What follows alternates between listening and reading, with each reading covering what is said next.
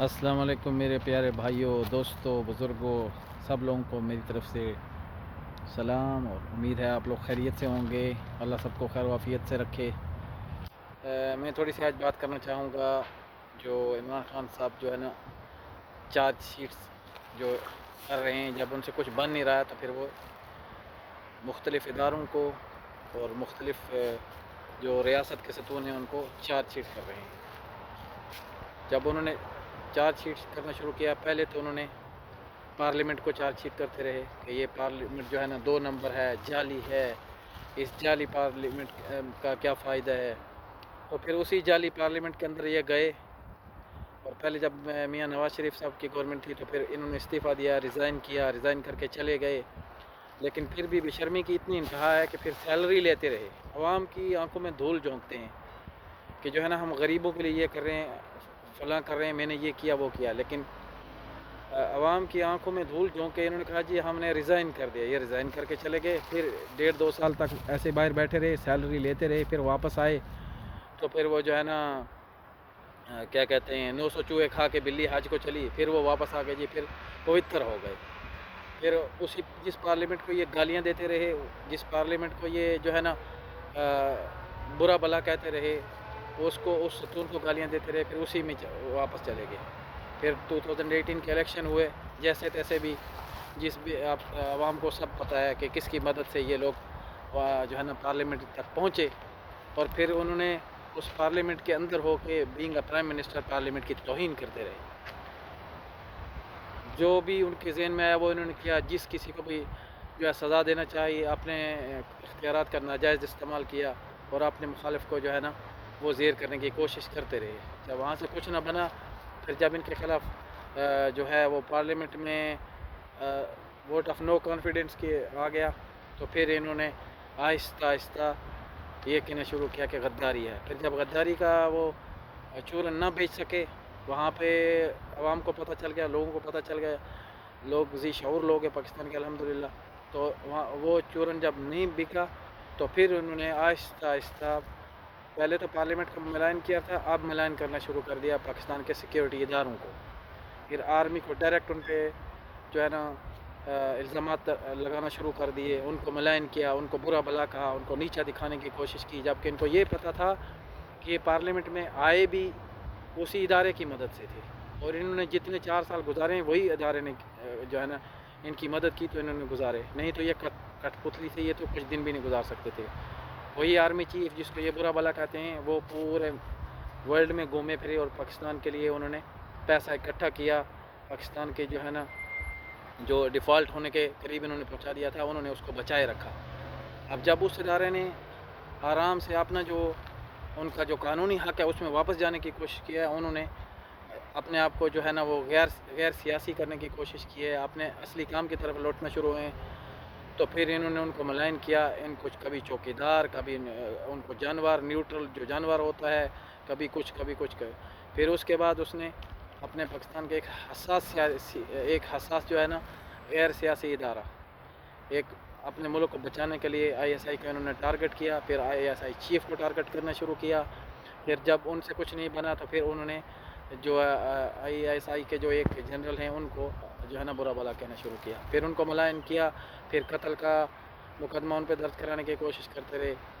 تو پہلے انہوں نے پارلیمنٹ کو ملائن کیا، پھر جو ہے نا آرمڈ فورسز کو ملائن کیا، پھر ISI کو، اپنی خفیہ ایجنسیوں کو ملائن کیا، اب انہوں نے لاسٹ میں آ کے، اب کل میں دیکھ رہا تھا کہ وہ انہوں نے ایک چارج شیٹ جو ہے نا وہ میڈیا پہ چارج شیٹ ان کو کیا، اسپیشلی انہوں نے جیو کو، سما کو، اور ان جو ایک فیمس اینکر ہیں حامد میر صاحب ہیں، آسمہ شرازی ہیں، اور کچھ اور ہیں جن کا نام شاید میں ابھی اتنا میرا کم ٹائم میں نہ لے سکوں، تو ان کو جو ہے نا ابھی وہ چارج شیٹ شروع کیا۔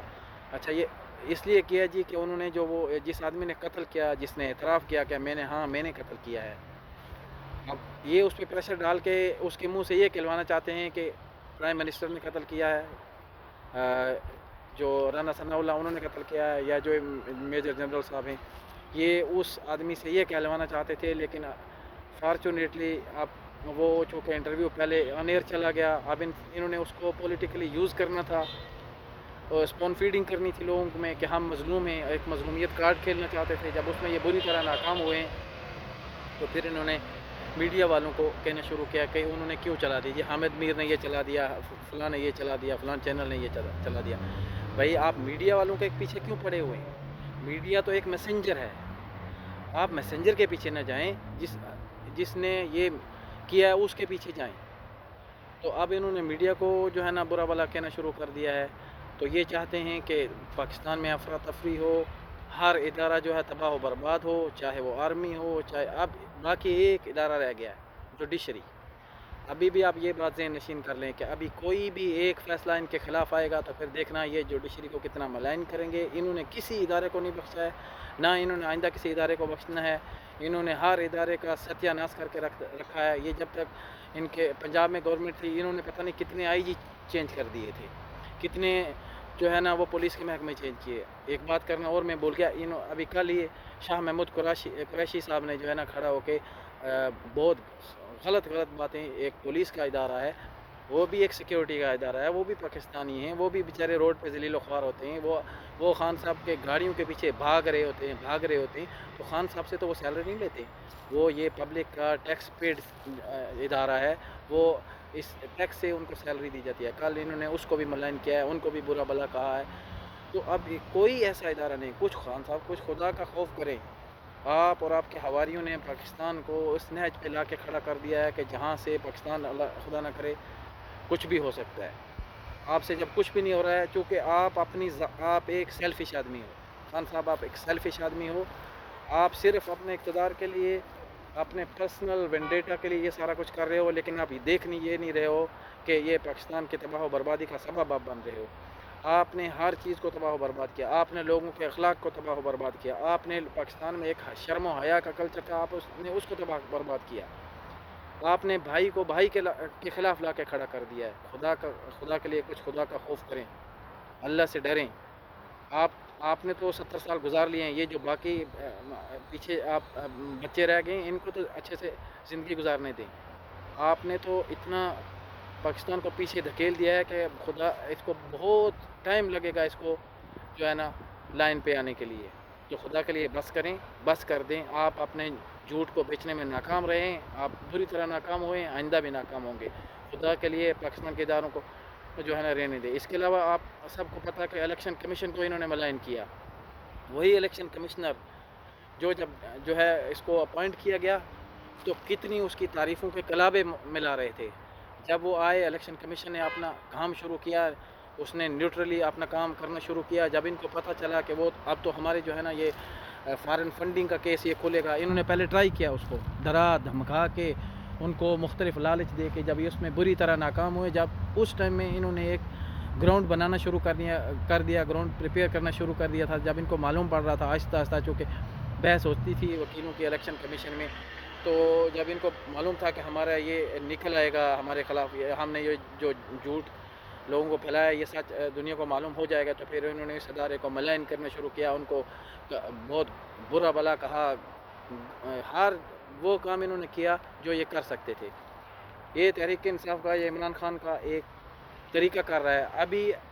آپ ابھی سے دیکھیں، یہ جو ان کے خلاف جو ہے نا یہ توشہ خانہ کا کیس کورٹ میں جا رہا ہے. ابھی سے یہ پریپیئر کر لیں کہ میرے خلاف سازش ہو رہی ہے، مجھے دیوار سے لگانے کی کوشش ہو رہی ہے. کوئی آپ کو خان صاحب دیوار سے نہیں لگا رہا ہے.